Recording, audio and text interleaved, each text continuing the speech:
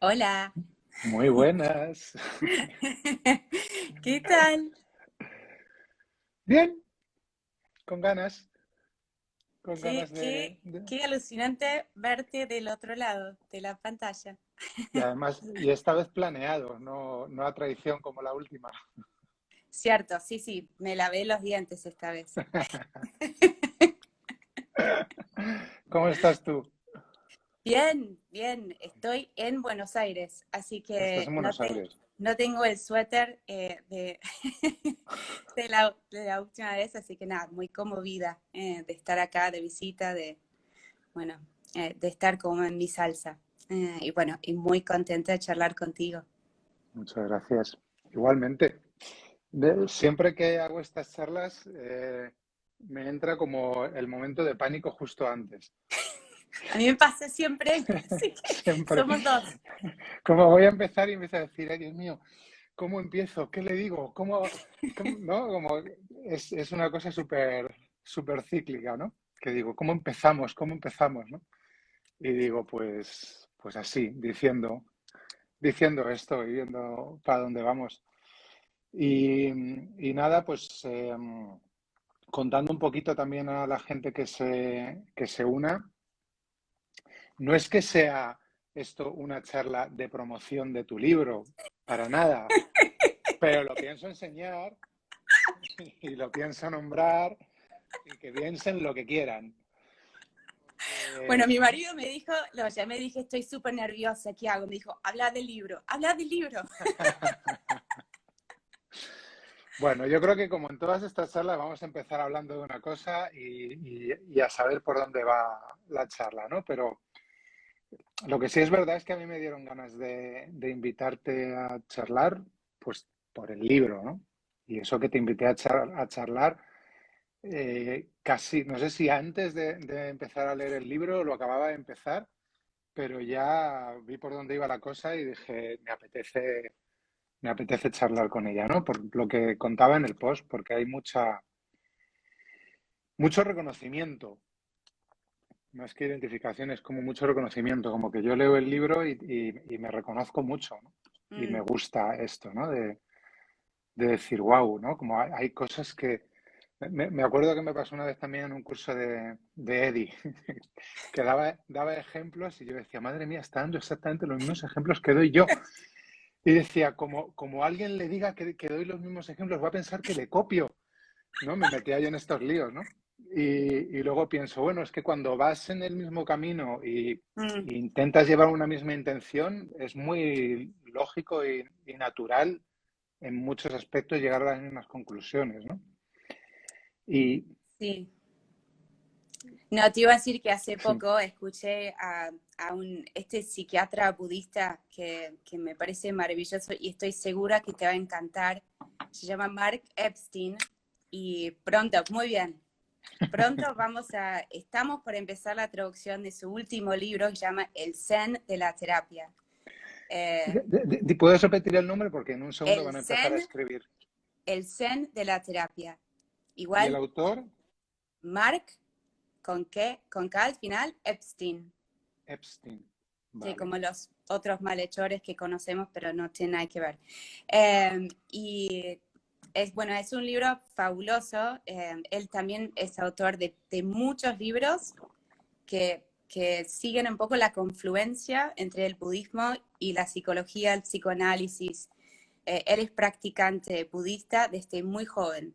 Mm, Entonces, después estudió psiquiatría y empezó su carrera ya con ese marco. Entonces, es fascinante porque nunca hace un ensamblaje como fácil, siempre está buscando que ambas tradiciones tengan su propia identidad, pero bueno, él siente como confluyen todo el tiempo. mm. Pero presentando este libro nuevo, él hizo una conferencia y al final de la conferencia, él abrió para preguntas, que a mí siempre es el momento que me da miedo porque soy muy tímida y sufro mucho de la vergüenza ajena. Eh, Otra cosa en ¿qué, común. ¿Qué van a decir? Y él lo que dijo me sorprendió mucho, me dijo, si van a hacer una pregunta, por favor, hagan la pregunta más personal posible, porque yo sé que pensás que estás haciendo la pregunta para ti, pero en realidad lo haces por todos los demás. Y creo que eso, siento que este libro lo escribí desde el lugar más personal posible. Totalmente. De siempre me pasaba que no entendía algo, y no entendía algo que para mí era importante. O sea, no comprendía, por ejemplo, el primer ensayo que escribí es el que toca el tema de la víbora que tratamos de matar, y el tema de ahimsa. Y pasó que no supe qué hacer con esa experiencia. Y justo había leído ese párrafo sobre ahimsa en el espejo del yoga, que había subrayado, pensando, ¿qué quiere decir esto? Entre que todos los seres entran en tu corazón, ¿cómo es posible? Y acto seguido pasa esto de que matamos o intentamos matar a una criatura para proteger a nuestros hijos. Y ante semejante dilema, lo que me quedó fue escribir, que después me llevó por un montón de lugares distintos, pero es un honor para mí, un privilegio inmenso, que estas preguntas que para mí son personales después resuenen en los demás. Y creo que es el comentario que más recibo del libro, me sentí muy, y generalmente es identificada, porque creo que también es un libro bastante femenino. Bueno, yo también Por me sentí algunos. muy identificada, ¿eh? Sí. Muy bien. Y me gusta mucho esto que dices, ¿no? De que plasmas también en muchos momentos situaciones como la que estás diciendo, ¿no? No sé qué hacer con esto, Sí. no sé cómo vivirlo, no sé cómo entenderlo, no sé cuál es la conclusión, no sé cuál es la solución, y en ocasiones no llega a la solución, ¿no? Y todo lo que puedes Sí. hacer es decir, me quedé sin saber.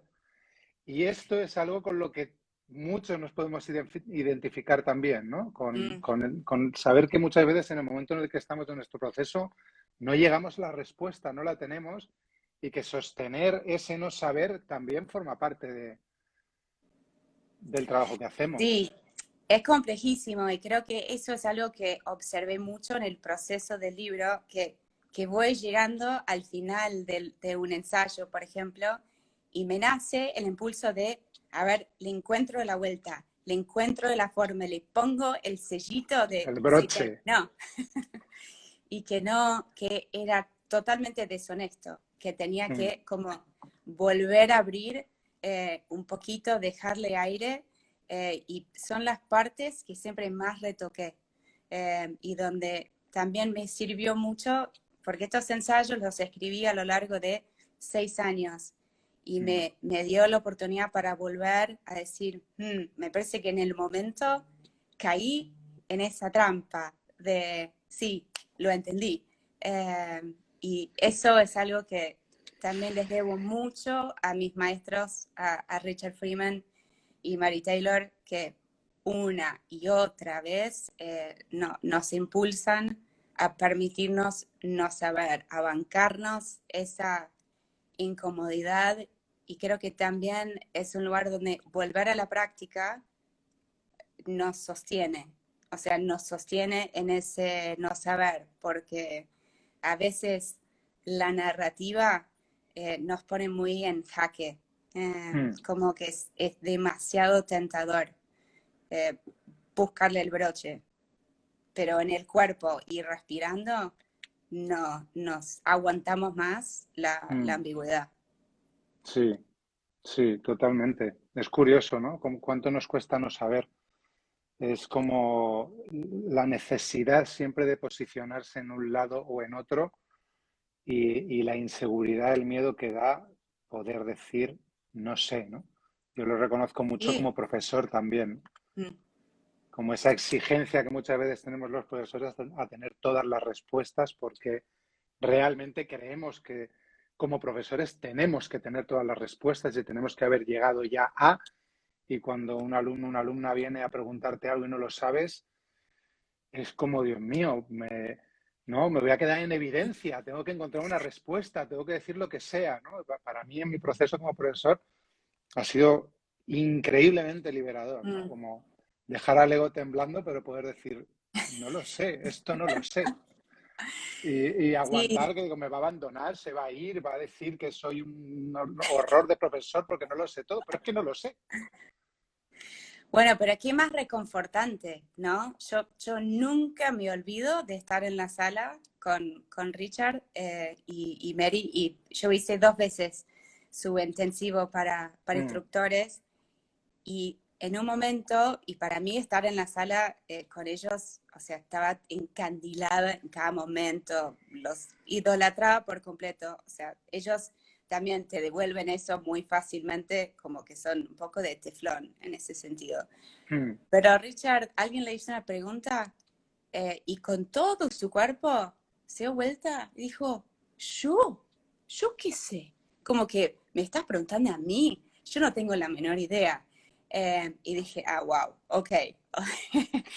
Eh, Pero- sí, creo que también son estas cosas, por lo menos para mí, que me criaron muy intelectual, eso de que había que tener la respuesta, que había una respuesta, mm. que si la había, que más vale que yo la tuviera, eh, ¿no? Todo lo que tenemos que desaprender.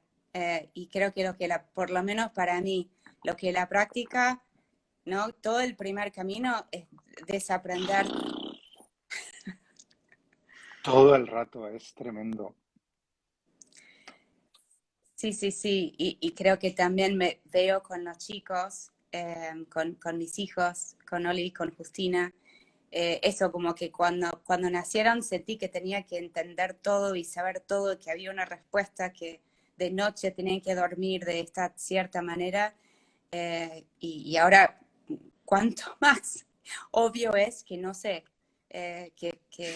y tratar de admitirles a ellos que muchas veces no sé, que no soy totalmente inoperante, pero Van vestidos, están alimentados, sí, sí, sí, bueno, hay una cierta... hago lo que puedo, pero eso, como transitar ese camino juntos. Mm. Eh, A mí me parece súper buen ejemplo. Por algún motivo llevo todo el fin de semana hablando de hijos y paternidad y maternidad sin tener hijos.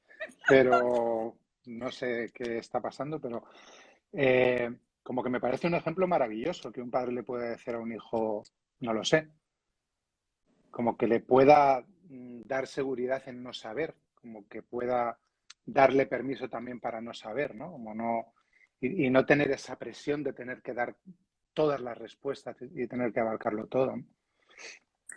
Sí, es muy confuso, porque yo me acuerdo de que alguien me dijo en un momento, eh, ha pasado, por lo menos en nuestra familia, que alrededor de los 9, 10 años los chicos tienen como una especie de crisis existencial ante el mundo, entienden más la muerte, empiezan a Mm, hacer grandes preguntas.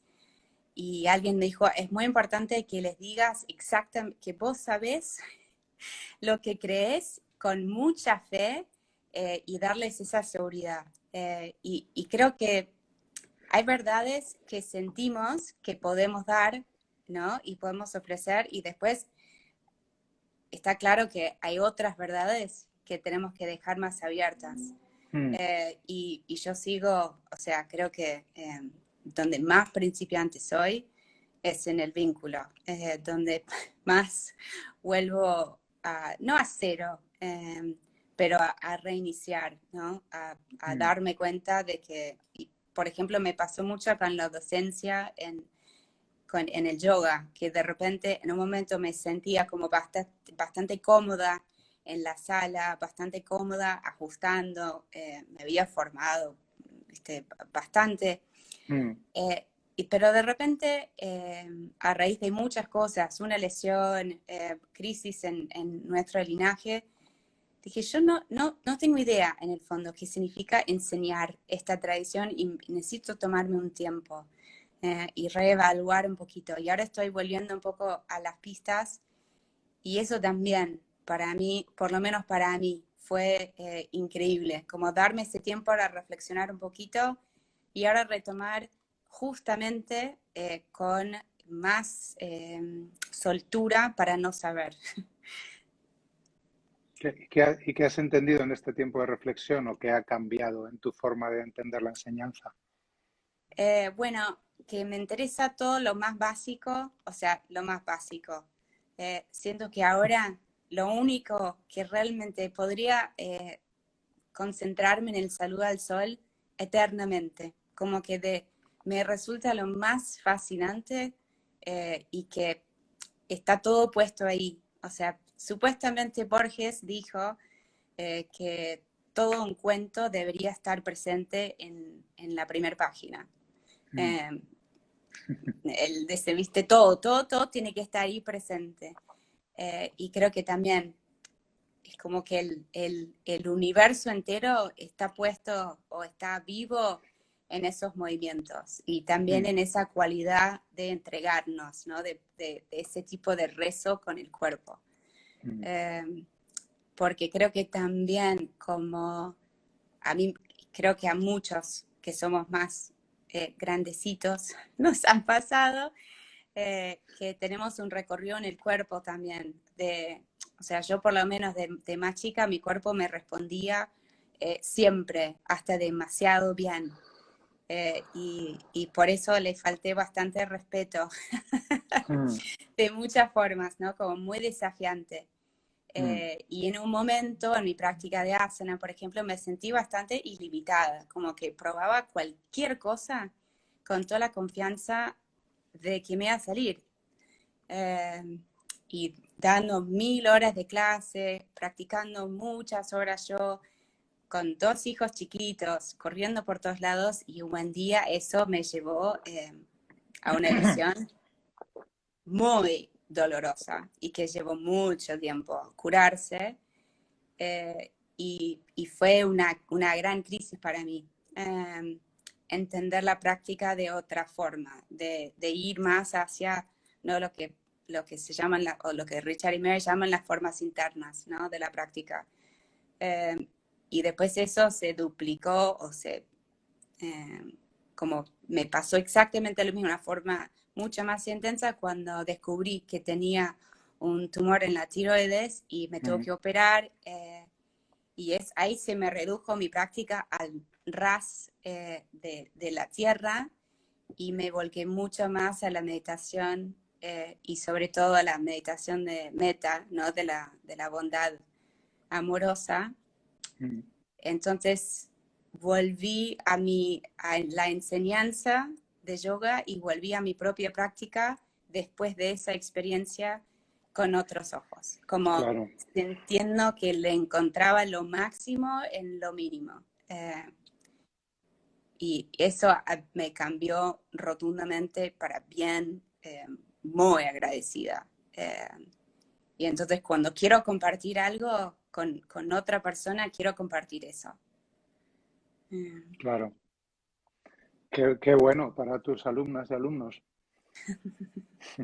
Bueno, sí, o sea, hasta ahora como Claro. todo, sí, o sea, desde la pandemia estoy dando cosas así por seminarios y cosas sueltas, no, extraño con locura estar en una sala y Mm, tener esa presencia y también el contacto con el otro, ¿no? Que es algo que extraño mucho. Así que mm. espero poder retomar desde ahí también.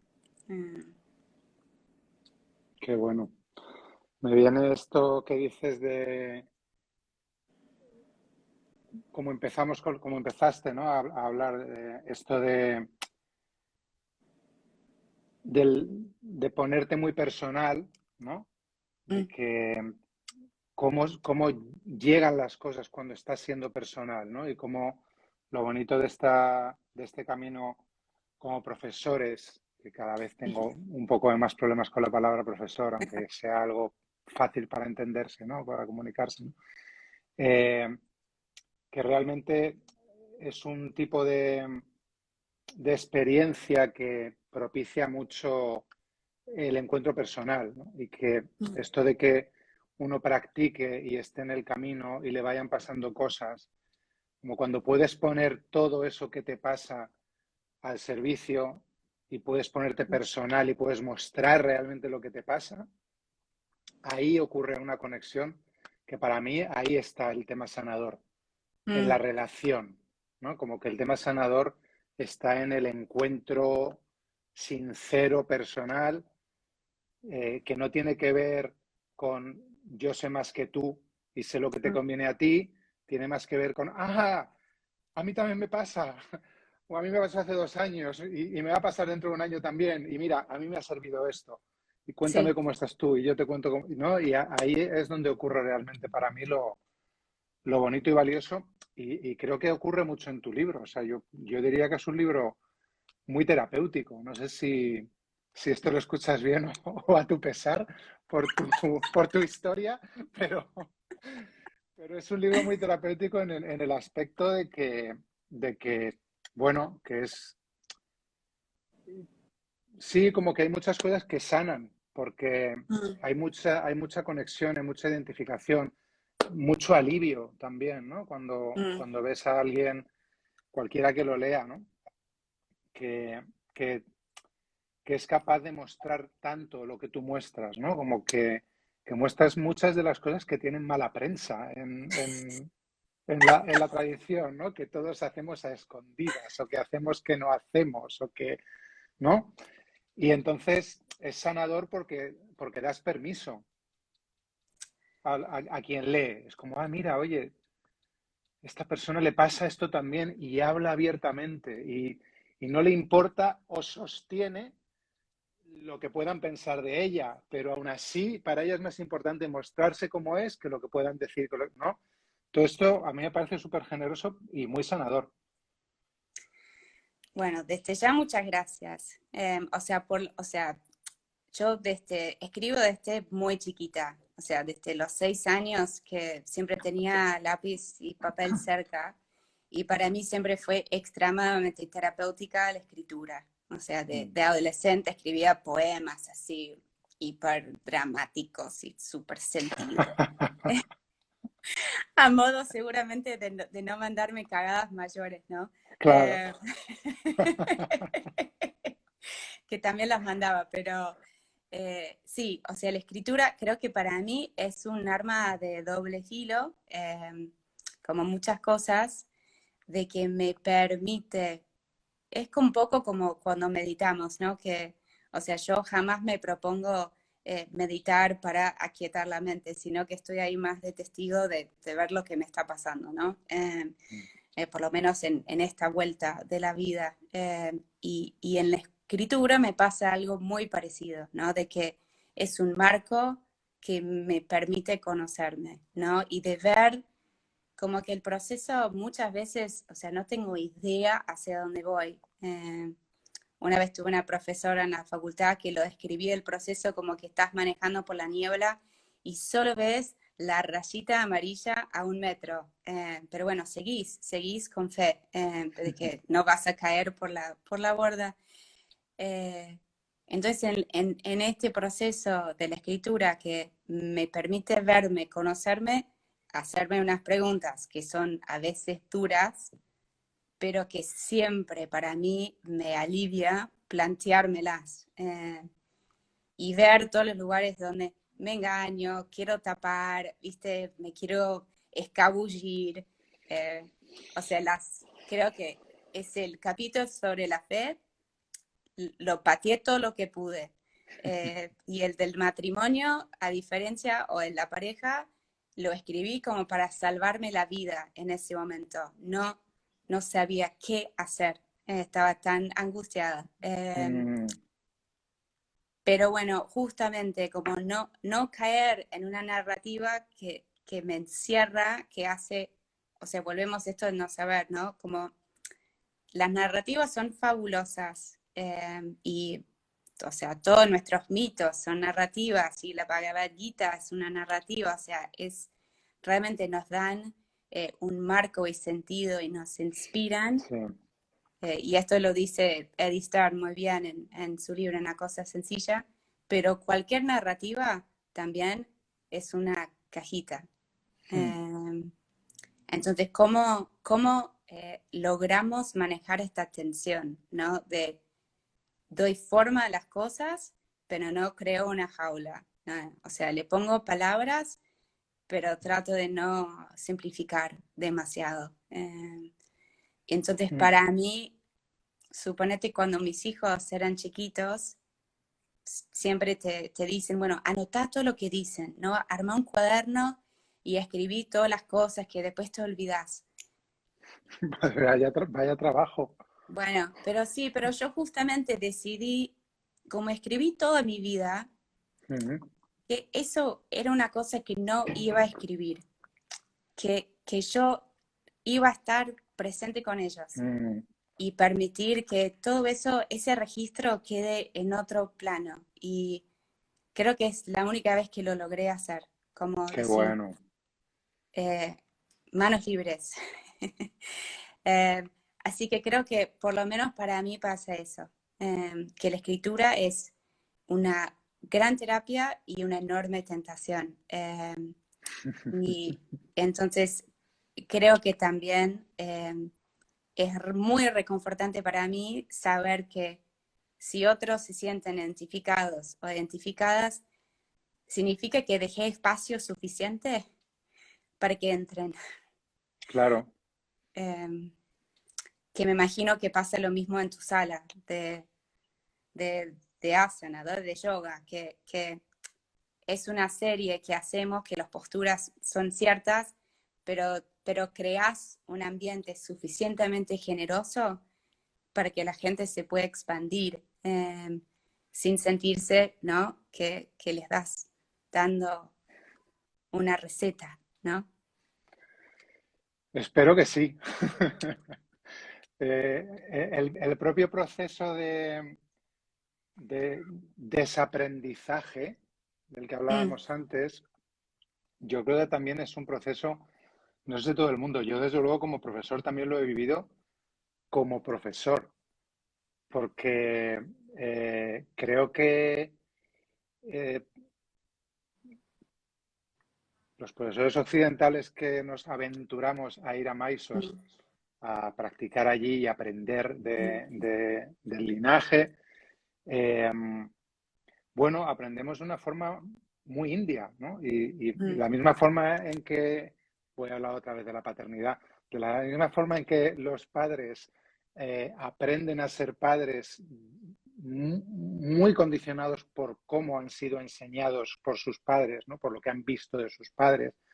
Y por mucho que quieran o no quieran y digan nunca voy a mm, repetir lo que me hacía mi padre, luego se encuentran haciendo lo mismo porque tienen que reaprender. Yo creo que los profesores que nos hemos, bueno, que hemos practicado y que practicamos en Mysore, eh, aprendemos a ser profesores viendo cómo son nuestros profesores, ¿no? Y creo que nos despistamos un poco, no nos damos cuenta, sobre todo al principio, que nuestros profesores tienen otra cultura, mm. otra edad, otra forma de ver la vida, ¿no? Y claro, luego llegamos aquí y nos ponemos a hacer como una imitación de lo que hemos visto y para mí esto ha sido algo que he aprendido a ir Mm. poniendo conciencia y corrigiendo, ¿no? Porque vengo de una cosa que es muy la letra con sangre entra, ¿no? Y, y de algo que si quizás en India pueda tener sentido por cómo se ve a los maestros, por la fe que se tiene en ellos y tal, aquí por momentos es delicado, porque toca temas de poder que son delicados, ¿no? Entonces, como que hay que coger la esencia de lo que has aprendido allí y luego decir, vale, y esta esencia que es tan valiosa porque lo es para mí, tengo la experiencia de que lo es, ¿cómo la traduzco aquí al occidente? Bueno, esa es la palabra. O sea, mientras hablabas de esto, como yo paso mucho de mi tiempo traduciendo, eh, este acto de traducir, no, pero a veces siento que abarca el mundo entero. Y, Mm. o sea, yo nunca me olvido de cuando empezamos a traducir Yoga Mala, yo temblaba y rezaba y pensaba, ¿cómo puede ser? ¿Cómo puede ser yo que ni siquiera, o sea, español es mi segundo idioma eh, y soy norteamericana, nunca fui a Mysore, ¿quién soy yo para traducir este libro? Y la verdad es que todo el tiempo estaba pensando, ok, ¿cómo respeto la esencia y cómo respeto también el contexto en el que este libro aparece, ¿no? Que son más de 50 años después, que el mundo cambió, y obviamente es para un lector de Occidente, que también probablemente nunca fue a Mysore, que no entiende todo, o sea, lo que queda afuera es muchísimo, pero creo que también ahí lo que prima es la intención, ¿no? O sea, eso es una cosa que siempre me reconforta mucho, que me han dicho que el Dalai Lama, cuando la gente viene con un tema que les pesa mucho, él dice, observa tus intenciones y guíate por ahí. Y creo que eso, porque estas traducciones son imposibles, ¿no? O sea, y cada vez más me enfrento con situaciones, estamos terminando ahora la traducción de un sutra budista que tiene miles de años, que es el Sutra Vimalakirti, que lo estamos haciendo en conjunto con Robert Thurman, quien por suerte entiende español, así que tenemos ese privilegio, pero digo, ahí lo que tengo que decir es, bueno, puse todo lo mejor que tengo, toda mi mejor intención, sabiendo que esto es una traducción. Y lo que queda es la buena intención y el esfuerzo. Totalmente, ¿no? Y luego el desapego. Eso desde ya, así lo suelto. Eh, Como que lo único que puedes confiar es que has puesto tu mejor intención y luego ya lo demás no está en tus manos. sí, creo que también este concepto del servicio, ¿no? Porque, o sea, haces como profesor todo ese esfuerzo al servicio de tu alumno, ¿no? Y yo la verdad que cuando leo por quinta vez un libro, lo hago al servicio del lector y del autor, y si está bien hecho, nosotros como profesor, como traductora, desaparecemos, ¿no? Como que nos transparentamos en el proceso y hay una comunicación fluida. Que eso, bueno, eso es tocar el cielo con las manos, por lo menos para mí. Claro. Y como dices, a mí me parece que es un trabajo que tiene que ver mucho con el servicio, porque como bien dices, la cosa es que tú como traductora no tengas un papel relevante, ¿no? Eres alguien Mm, que trata de hacer llegar esa obra que imagino que tú eliges las obras que a ti te llegan, que son importantes para ti y que vienen de un lugar de esto lo tiene que leer más gente, esto lo tiene que llegar a más gente. Y es un lugar muy bonito, ¿no? Del que sale eso.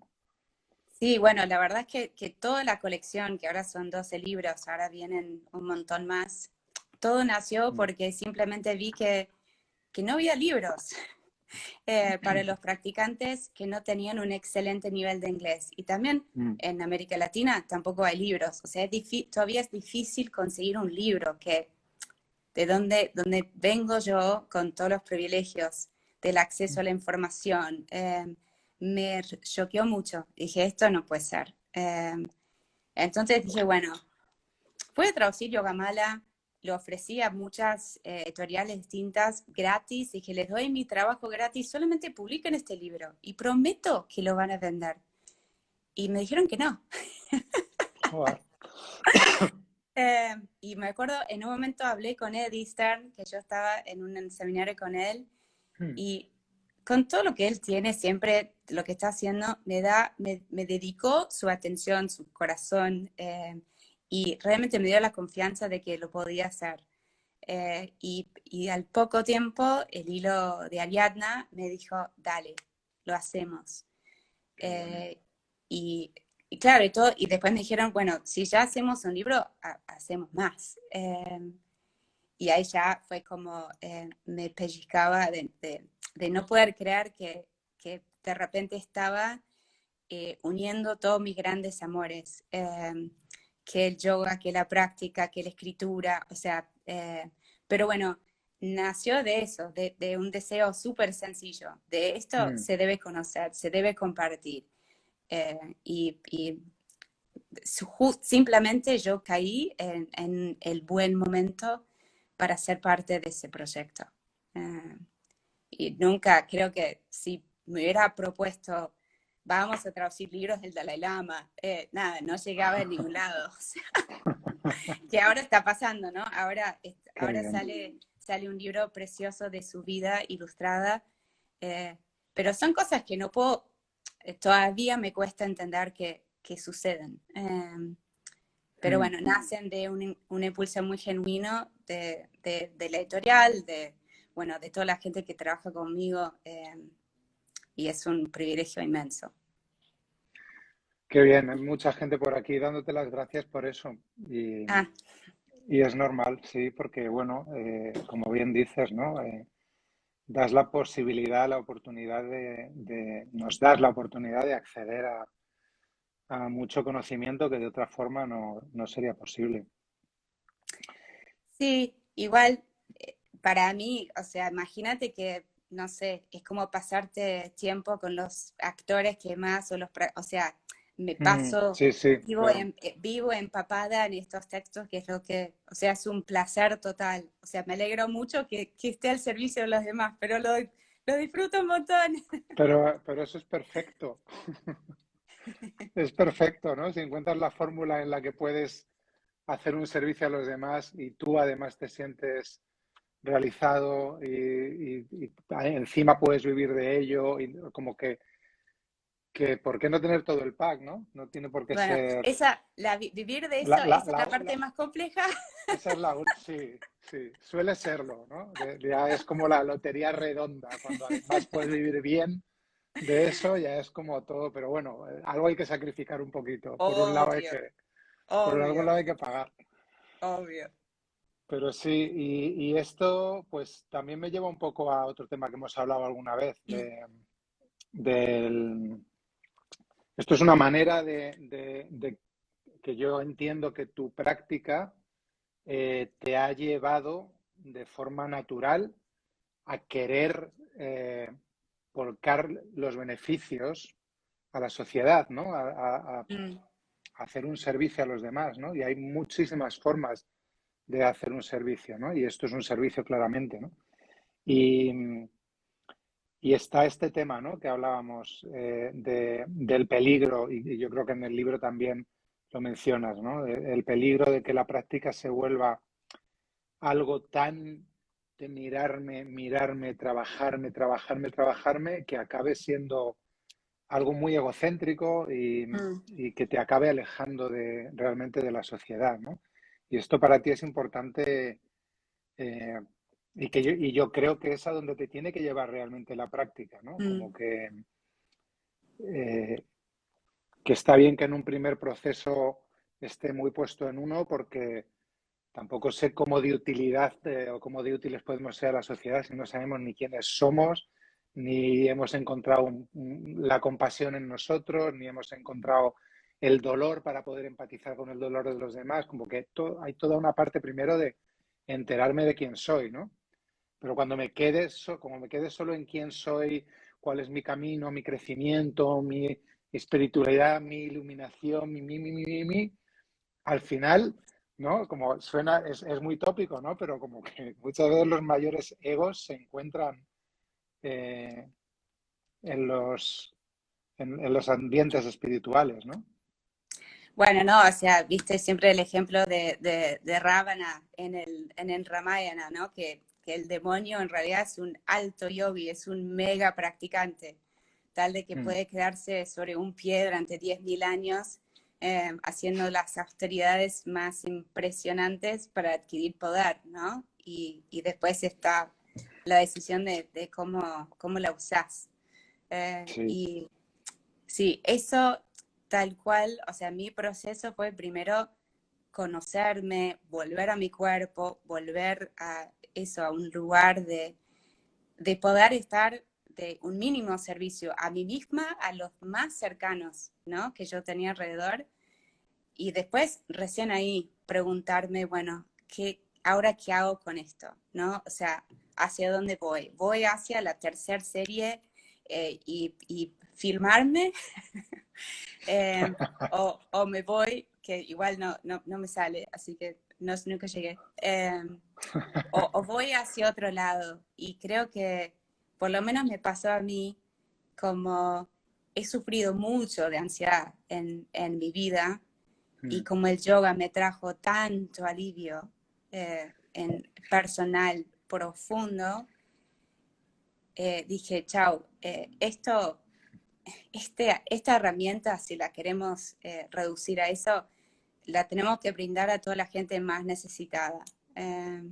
Entonces yo, como muy temprano en mi camino, vamos a decir, empecé a formarme para dar asana y pranayana súper sencillo en cárceles, porque por lo menos yo creo, como parte del contexto de mi práctica, necesitaba que no fuese solo una cosa bonita que hacía yo y que hacía mis amigas, ¿no? Como esa cosa de que el yoga pertenece a la clase media alta en ciertos lugares fuera de India y principalmente de mujeres.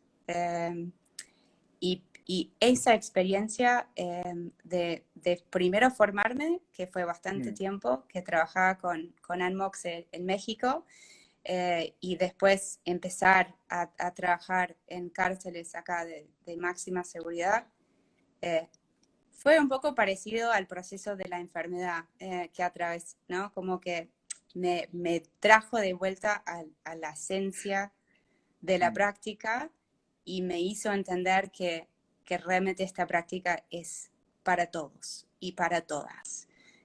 Y que cuanto más la compartimos, más la vivimos. Y creo que naturalmente, una vez le escuché a Sharat decir que la práctica nos hace más blandos, ¿no? Como que nos hace más permeables. O dan el ejemplo de una semilla, Richard lo habla así, que cuando una semilla está muy dura, hasta que cuando la empezás a regar, toda su corteza se ablanda y de ahí empiezan a salir, ¿no? Ahí puede brotar y puede dar frutos, suponete, para los demás. Entonces, eso para mí fue un proceso clave y es algo que veo, bueno, los veo en ustedes clarísimamente con todo el trabajo que hacen, donde que el yoga personal y el yoga comunitario están totalmente ligados. Pero bueno, creo que también es otra de estas tensiones que siempre está latente, ¿no? Por lo menos para mí, cuando me empecé a decir muchas veces mi práctica, dije, hablemos de la práctica, ¿no? O sea, porque ¿no? Porque es como que a veces estamos tan apegados que la práctica es como una joyita que, ¿no? Que vamos puliendo, que le llevamos acá, la llevamos a todos lados, y es una joya que queremos compartir. Así que por eso, para mí, por lo menos la Bhagavad Gita siempre fue como el texto que más me cautiva, porque siempre nos da la respuesta de que sí, que esto es en acción, que esto es con el otro, que esto es en un contexto, que no, nada que ver, nosotros solitos, eh, así realizando algún tipo de nirvana personal. Yo creo que eso también viene de forma más natural cuando empiezas a como a tomar interés por todo lo demás que no es asana. Porque si no, si te quedas con asana es como, creo que en esta tradición hay un error muy grande, ¿no? Con esta famosa frase de Patabi Joyce que siempre se ha interpretado como practica asana y todo llega, ¿no? Y él nunca dijo Sí, practica asana y todo llega. Él decía practica y todo llega, practica sí, todo, ¿no? Pero sí, creo que hay un entendimiento así como que hay muchas personas en la comunidad Astanga Yoga que dan por bueno eso, ¿no? Practica asana y todo llega. Asana lo arregla todo, asana lo trae todo y practica asana y todo llega. Y hay muchas veces una falta de autocuestionamiento, de autoobservación o Mm. de reevaluarse en el proceso, ¿no? Como una fe ciega, que no es el tipo de fe de la que habla el yoga, en tú sigue, tú sigue, tú sigue, y no me paro de vez en cuando a pensar, oye, llevo 10 años practicando asana y no veo que llegue mucho, yo sigo aquí con asana, asana, asana, y sí, me llegan más posturas y cada vez quiero más, pero ¿va de esto el yoga realmente, no? Eh, pero es interesante porque cuando empiezas, es como que la herramienta para trabajar en el desapego, te apegas a ella también, Sí. ¿no? Y viene también con mucha rigidez, ¿no? Yo siento Mm. que empezamos desde un lugar muy rígido, como que, bueno, que empezamos como empezamos con todo, ¿no? Que llegamos con nuestro ego y al final el ego lo que hace es decir esto para mí, entonces esto soy yo Sí. soy Astanga Yoga y yo soy esto y yo sigo este principio y yo, entonces cada uno se posiciona, yo soy tradicional, yo soy antitradicional, yo sé no sé qué, yo sé no sé, ¿no? Y ahí están esas tensiones de las que tú hablabas también, porque esta es otra de las Sí. tensiones. Sí, Y el tremendo. proceso es ir, el proceso creo que, como decías tú, ¿no? Es ir ablandándose, ¿no? Como dices que dices Sarat, ¿no? Es ir ablandándose, ¿no? Y estas cosas cuando tú empiezas y ves en los que llevan muchos más años y piensas, uy, este se está saliendo del camino, este se está vendiendo. Y cuando llegas ahí dices, que no se estaba vendiendo. Que es que yo era un rígido y estaba juzgando y estoy tan apegado a esta forma que cuando uno se flexibiliza un poco me asusto, ¿no? Pero Sí. va de ablandarse también.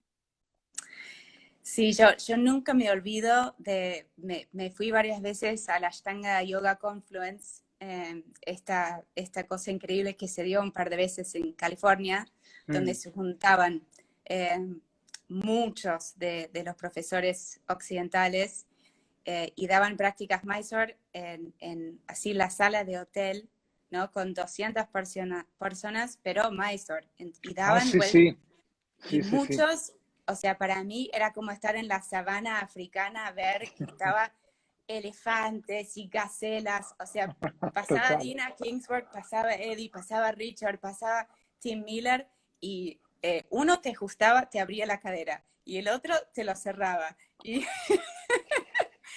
pero era fantástico, pero era como realmente sentir la diversidad y el cuán Mm, viva estaba la práctica en todos ellos.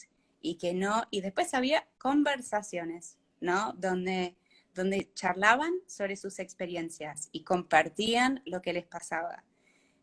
Y lo más interesante de las veces que fui es que una vez se armó un panel solo de mujeres. mm. Eh, y porque siempre se armaba el mismo panel que era David Swenson, Richard, Tim, Eddie, bueno, y siempre Dina, que era la única mujer. Y cuando se hizo este panel de mujeres, muchas eran asistentes y Ah, había, ¿no? mm. Pero entre ellas conversaron. No dio cada una como su letra al público, sino que se miraron entre ellas y empezaron a conversar. Y se tocaban y se abrazaban. Fue fascinante. Pero bueno, me fui un poco de tema, pero creo que cuando podemos entender que todo esto está en nosotros y que está vivo, eso es súper importante. Y vamos a dejar de pelearnos tanto. Totalmente, ¿no? Y poder ver como también en ese proceso pierdes mucho las ganas de pelea cuando vas estando en paz con tu opción, ¿no? Como cuando no sientes que tienes que defender tu opción o imponer tu opción, sino que te das cuenta que tu opción te va bien a ti y no Sí, es una amenaza para nada que otra persona tenga otra opción o que enseñe de otra manera o que tenga otro approach, ¿no? sí, me acuerdo que una vez lo dice, me parece Gregor Maele en su libro, de que, viste, siempre corría esta idea de que la Ashtanga Yoga es para guerreros, de que es un arte marcial para, eh, y que todo lo contrario, que después de practicar no quieres pelearte con nadie, sino quieres darle todo. Total. Que es una práctica de total entrega, no de justamente de ablandarse. Así que bueno, creo que es muy interesante justamente observar esas generaciones que ya pasaron por todas, tuvieron, y cuando hablabas antes de lo que es el vínculo entre el profesor, la profesora y el alumno y la alumna, una vez estaba practicando con Tim Miller, quien desde ya sabe muchísimo, tiene mucho para compartir. Estaba haciendo mis dropbacks con él y volví a subir y me apoyó su frente acá, sin decir nada. Y nos quedamos así un ratito y después se fue. Y me largué a llorar, creo que lloré 2 horas seguidas. Pero de qué no te puedo decir. De la experiencia en sí. De saber que estaba totalmente presente conmigo. Y eso es, en esta vida, en estos cuerpos, ¿no? En este mundo fracturado, es un milagro tener esos momentos. Sí, la conexión ahora mismo es un milagro, la conexión auténtica, ¿no? Con presencia, con corazón. Sí. Yo es lo que más trato de conseguir, como que a veces digo, muchas de las cosas que he aprendido, que he aprendido como profesor, como que muchas veces pienso, no sé si sirve de nada esto, ¿no? Como que realmente lo más importante es estar en este espacio tratando de fomentar conexión genuina y tratando de acompañar desde la conexión y desde la compasión, que es 1000 veces más difícil que todo lo que he aprendido y de todas las herramientas que haya aprendido, porque ¿no? Porque vivimos así, Obvio. porque un día nos levantamos abiertos y al día siguiente estamos cerrados y no hay quien lo cambie, ¿no? Como que es mucho más difícil. Bueno, sí, o sea, para mí esta experiencia con la meditación meta, ¿no? Con la práctica de desearme el bien a mí misma y a los demás, o sea, es tremendo decirlo, pero me di cuenta cuando lo empecé a hacer que nunca me había propuesto quererme, me había propuesto Dificilísimo. un montón de cosas, ser exitosa, casarme, tener hijos, tener una carrera, construir casas, de todo, pero nunca quererme. Y que empezar a hacerlo me modificó absolutamente, bueno, mi vínculo con todo el mundo. Claro, totalmente. Pero ese es un gesto radical y no tiene nada que ver con, no sé, tomar un helado y, viste, complacerte. Es un No, no, gesto... no, no. eh, Es una actitud muy profunda. Para mí es un trabajo de compasión, ¿no? Que justo esta mañana en la conferencia en la escuela hablaba de la compasión y de cómo la compasión puede ir de uno hacia fuera, de los demás hacia uno, que poder recibir la compasión de los demás hacia uno también es una práctica de compasión y de compasión de ti hacia ti mismo, ¿no? Y les preguntaba a los que estaban en la charla cuál os resulta más difícil, ¿no? Y era unánime, ¿no? La compasión hacia obvio. uno mismo, ¿no? Tratarme bien a mí mismo es lo que más me cuesta. Es muy loco, ¿no? Pero esto nos pasa y para mí esta es una de las súper oportunidades en la práctica de asana. Esto es una de las cosas que a mí más me interesa cuando enseño asana, es la oportunidad de cambiar cómo me relaciono conmigo. Usar la práctica de asana para aprender a tratarme de otra manera, ¿no? Y entras en cualquier sala Mysore del mundo, en la que sea, y miras un poco con calma y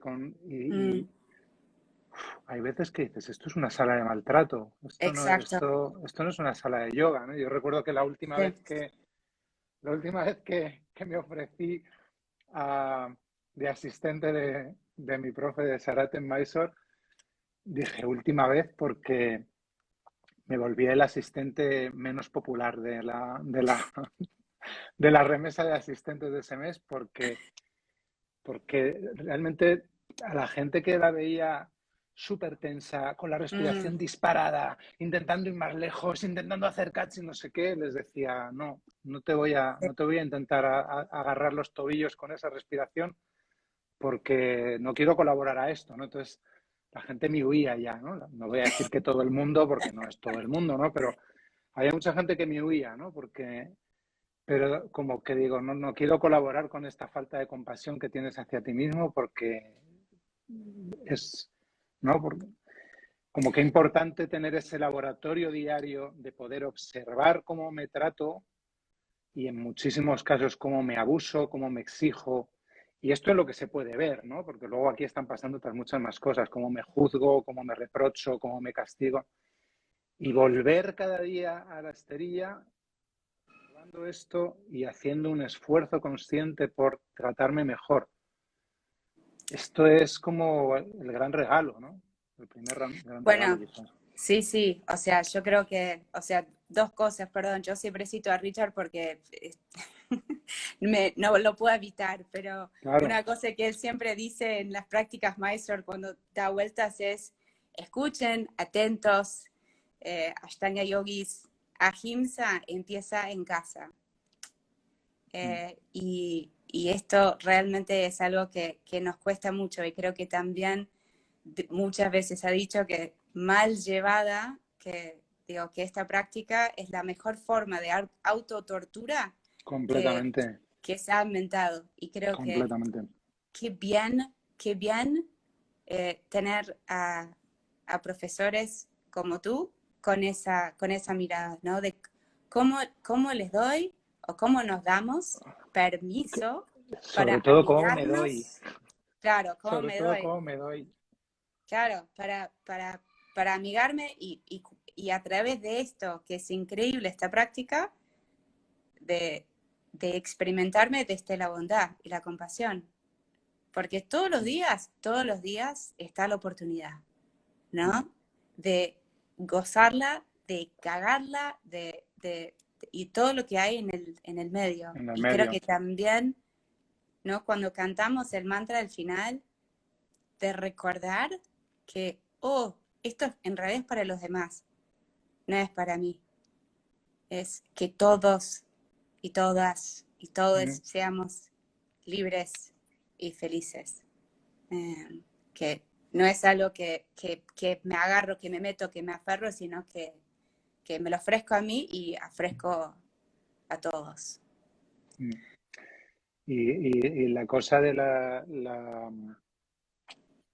la libertad y la felicidad que trae ese estar al servicio, ¿no? Que esto, Mm, no sé, creo que no se entiende mucho porque la cosa de servir o estar al servicio tiene muy mm, mala fama, ¿no? mm, Se escucha muy mal, como yo voy a estar al servicio de otro, ¿no?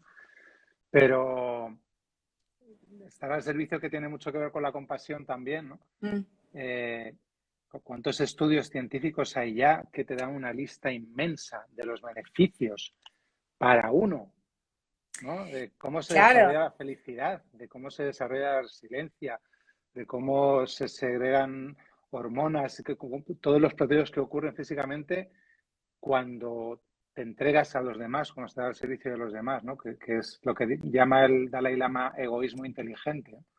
Porque al final lo bueno, haces para sentirte bien, pero ayudas a los demás, ¿no?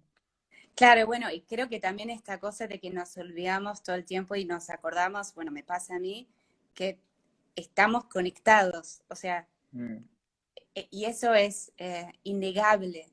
Y cuando nos damos cuenta de eso, no vamos a lastimar al otro porque somos el otro y somos mutuamente.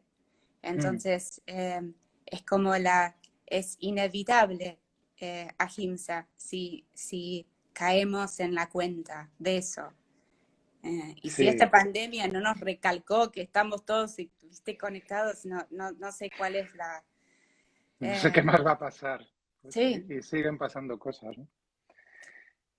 Así A, que, y a mí me también, parece que sí, el lío también con el Ashtanga es como que se identifica mucho Ashtanga Yoga Tapas, ¿no? Es como el niyama que nos representa, Ashtanga Yoga Tapas, el fuego de la práctica, el humo saliendo del practicante mientras practica, somos Ashtangis, quemamos la impureza, ¿no?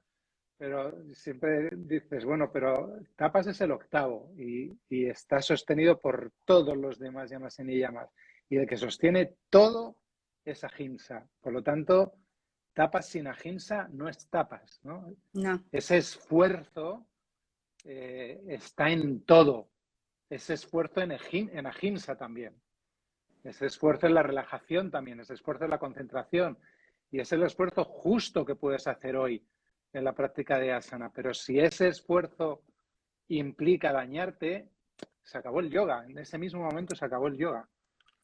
Es que yo creo que, y desde ya me incluyo, que antes de practicar corría maratones y hacía todo lo posible para, a través de mi cuerpo para obviar mi cuerpo, ¿no? Y mi Sí, experiencia, mi sensibilidad y todo eso. Pero tapas y negación, creo que muchas veces, ¿no? Las confundimos. Como que si me sí, prendo fuego, por ende, no siento nada. Y eso está buenísimo, sí. ¿no? Y, Como que muy fácil caer en esa. muy fácil, ¿no? Y muy fácil también, esto ya es un tema muy grande, ¿no? Pero que también a veces pensamos que es muy cierto lo que decías antes, como muchas veces la práctica de asana realmente se convierte en una práctica de autoabuso y de autocastigo. Y hay muchos motivos que muchas veces podemos tener sin saberlos para querer castigar nuestro cuerpo. Y en trauma eh, vemos, ¿no? Y sabemos lo que es la disociación y sabemos cómo muchas veces la desconexión que tenemos con el cuerpo es lo que provoca que nos hagamos daño porque realmente no lo sentimos, porque hemos aprendido a desconectarnos del cuerpo. Sí. Y muchas veces experiencias que hemos tenido de pequeños, a lo mejor no nos hemos llegado a disociar, pero nos estamos culpando y usamos el cuerpo como una forma de castigarnos o de rechazarnos, ¿no? Todo esto se puede mover en una sala Mysore. Eh, y es muy importante, ¿no? Como que se puede mover de todo, pero si tú haces del pilar Mm. la no violencia, todo eso que se puede mover se ataja o se calma o se hace más evidente. Pero sí, tapas hay que entenderlo, ¿no? Hay que saber entenderlo. Sí, y creo que también volver, ¿no? Como recordar que nos equivocamos un millón de veces y volvemos, ¿no? O sea, me Mm, encanta, dice Sharon Salzberg, que cuando estás meditando y te das cuenta que te fuiste al diablo, que el momento mágico es cuando volvés, no es nunca haberte ido. Eh, y eso a mí me reconforta mucho, porque sé sí, que entonces también la compasión en permitirme equivocarme enésimas veces y volver, mm, vuelvo a intentar. sí. Esto es un camino de volver a intentar todo el rato y es muy buena señal equivocarte porque significa que ya estabas en el camino y has vuelto a caer, ¿no? Mm, Entonces, bueno, ¿cómo me doy vuelta, cómo me doy sí, cuenta de que he vuelto a caer? Porque me he caído. ¿De dónde me he caído? Del camino. Ah, puedo volver. claro.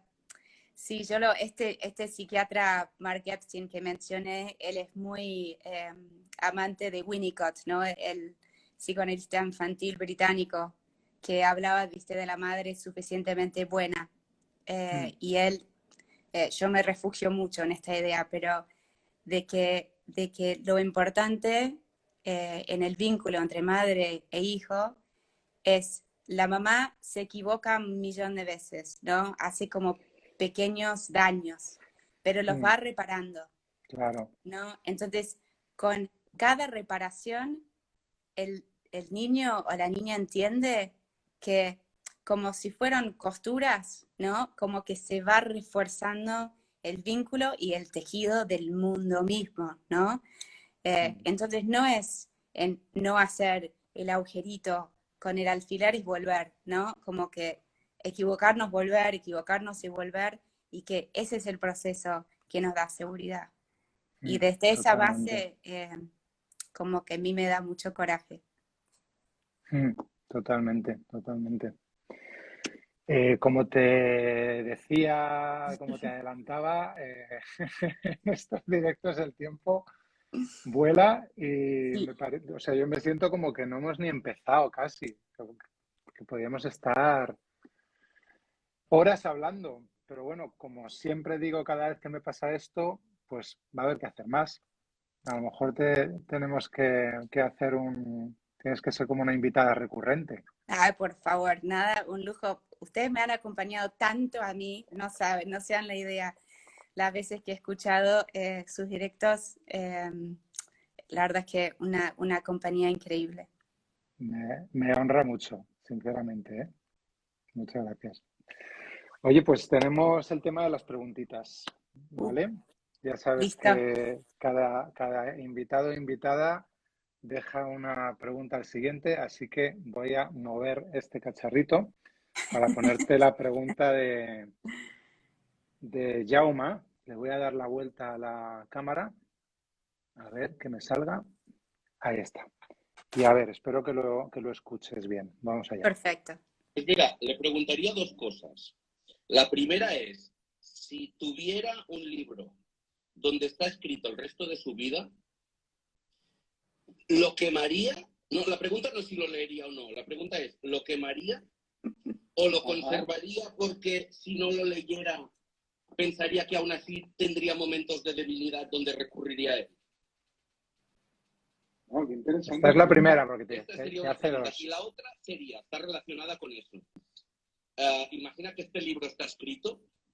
¿Cómo le gustaría que en la última página del libro de su vida que te diga la última frase del libro? Él luego especifica como que lo que te pedía era que digas tal cuál es la última frase de ese libro de tu vida. Ok. Bueno, yo creo que primero como escritora nunca quemaría un libro. Y como editora estoy, y sobre todo en este clima nefasto de que cada vez más los libros son prohibidos en Estados Unidos, no quemo ningún libro. Creo que un poco como hablamos de las narrativas antes y como hablamos de la meditación, lo dejaría en un lugar tranquilo, lejos mío, en la biblioteca, y sabiendo que es una historia más. Bueno. Pero también tengo que admitir que cuando tenía 20 años, mi psicóloga me hizo la misma pregunta. ¿Ah, sí? Ay, sí, porque estaba muy de que necesitaba saber lo que iba a pasar. Ah. Creo que porque no me animaba a arriesgarme a demasiado. Entonces ella me dijo, bueno, ok, listo, te lo tenés todo escrito, te casás con Juan, haces esto, haces lo otro, ¿querés leer el libro? Y bueno, obviamente me puse en evidencia y me di cuenta de que no. Pero me costó. Qué bueno que no. Decirle que no. Claro. Y también creo que con respecto a la última frase, mi madre, que es muy controladora, tiene el hábito de siempre cuando lee un libro nuevo, lee la última frase primero. Sí, guacha. Así que sí, creo que también solamente de rebelde no, lo dejaría y no quisiera saber nada. Así que, y aparte, si termina bien, debería ser una pregunta. Muy buena. Así que ahí mi respuesta. Muy bien, muy bien, muy bien. Se lo pasaré a Jauma porque hoy no está, porque él es el director de una ONG que se llama Sonrisas de Bombay, Ah, wow. que trabajan sobre todo, bueno, hacen un trabajo maravilloso. Trabajan sobre todo, pues, básicamente rescatando en India a niñas y niños de la trata, peleando con mafias, bueno, Wow. hace un trabajo de servicio maravilloso y no puede estar hoy porque está en Ucrania. Wow. Pero Bueno, le mandaré fuerza tu para él. respuesta. Sí, sí, Entonces. sí. Y bueno, pues el próximo encuentro voy a tener aquí a dos representantes de Humanity Crew, que es otra ONG con la que estamos colaborando la escuela durante todo este año, que hacen un trabajo también precioso, que sé que conoces, ofreciendo apoyo y ayuda psicológica a refugiados, a víctimas de crisis humanitarias. Están empezando a preparar acciones también en Ucrania. Y bueno, pues queremos charlar un poquito porque nos parece que es un momento muy bueno como para poder hacer llegar a la gente y que entiendan mejor cómo es la situación que pasan estas personas, qué experiencias tienen, qué tipo de ayuda necesitan. Y con ellos hablaré en el próximo. Así que, ¿qué te apetece preguntarles? Bueno, primero me gustaría felicitarles por todo lo que están haciendo porque realmente requiere mucha fuerza hacer ese trabajo. Y lo que más me nace preguntarles es qué es lo que identifican en su pasado de haber impulsado sus actividades hacia el trabajo humanitario. Si hay algo en su infancia, si hay algo que les pasó muy puntual que las encauzó hacia esa dirección, porque es un trabajo que admiro un montón y siempre estoy pensando cómo inculcar a mis hijos este tipo de gesto. Así que bueno, va por ahí. Muy bien. Pues se lo haré llegar, igual que te he hecho llegar la de Yauma. Bueno, Julia, un placer inmenso. Muchísimas gracias por Lo unirte. mismo digo. Un honor para mí, el mejor programa posible. No, muchísimas gracias. Pues habrá más, ¿vale? Porque además Muy bien. ya lo están exigiendo por ahí. Así que Bueno, por favor. Bueno, en un momento voy a venir a España después de que han sido tan generosos conmigo. Así que me tendrás en directo, de verdad. nos encantaría. Y como vengas a España, ten por seguro que hacemos algo grande. En la escuela algo creamos para que también te puedan conocer en persona, que sería muy bonito. Bueno, un placer. Seguimos hablando. Bueno, muchas gracias. Y gracias a todos y a todas. Muchas gracias a todos y a todas. Chao. Chao.